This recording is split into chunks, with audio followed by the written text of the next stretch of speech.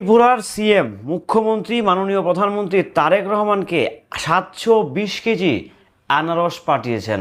ভাই রে ভাই, 720 কেজি আনারস, সেটা আবার বাংলাদেশে ঢুকে গিয়েছে। তারেক রহমান আসলে চাইছেনটা কি? উনি কোন স্টাইলে দেশটাকে পরিচালনা করতে চাইছেন? একদিক দিয়ে কিন্তু সারা পৃথিবীতে তারেক রহমানের প্রশংসায় পঞ্চমুখ, যারা হচ্ছে তার সাথে লিয়াজু করতেছে।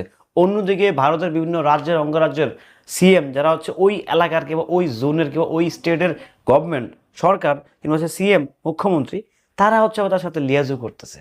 একটা জিনিস ভাই, এই বস যদি ঠিকঠাকভাবে 10-15 বছর দেশটাকে কন্ট্রোল করতে পারে, বিশ্বাস করেন ভাই, এই দেশের দিকে যেসব শকুন, যেসব হায়নারা ভুল করে তাকাবে, তাদের চোখ তাকানোর আগেই উতরে যাবে।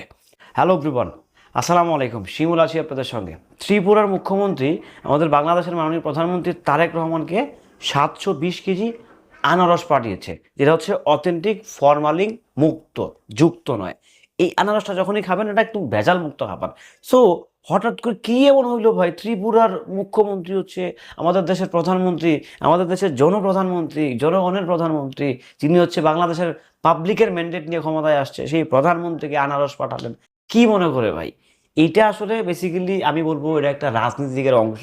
This is the politics, this is the real politics. কারণ কি, প্রধানমন্ত্রীকে ভারত সরকার আমন্ত্রণ জানিয়েছে, সে কিন্তু জানিয়েছে, তো এখন এই মুহূর্তে আমি ভাবছি না।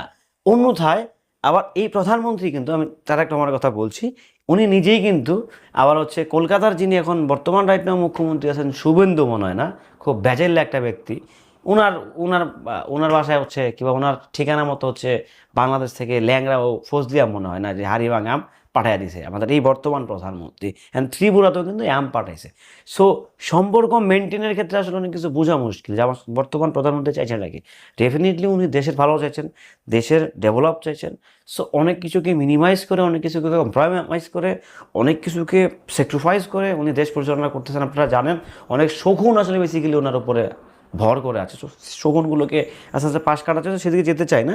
তো এই যে ত্রিপুরার মুখ্যমন্ত্রী আমাদের বাংলাদেশের প্রধানমন্ত্রীকে আনারস পাঠিয়েছে, অ্যান্ড হচ্ছে দেখবেন আরও অনেকে অনেক কিছু পাঠাবে। এটা তো তারেক রহমানের ম্যাজিক। বিশ্বাস করলেন না তো, দেখবেন এই দেশে, এই দেশের বর্তমান যিনি প্রধানমন্ত্রী আছেন, জনপ্রধানমন্ত্রী, জনগণের প্রধানমন্ত্রী, যিনি হচ্ছে মানে মিশে যেতে চায় সবার সাথে, সেই প্রধানমন্ত্রী তারেক রহমান, ওনাকে অনেকেই অনেক কিছু পাঠাবে। কারণ কি জানেন, উনি ওই মাইন্ডেরই আসলে, উনি মিশতে চায়, উনি বুঝতে চায়, উনি জানতে চায়, উনি জানাতে চায়। যাই হোক, আমি খুবই খুশি হলাম যে আদান প্রদান হচ্ছে। সো ফাইনালি যেহেতু বাংলাদেশের সঙ্গে ভারতের ভিসা অলরেডি খুলে গেছে, সো আমি খুব খুশি যে এই সরকারের সঙ্গে ভারতের খুব লিয়াজু হচ্ছে অন্য অন্য স্টেট থেকে।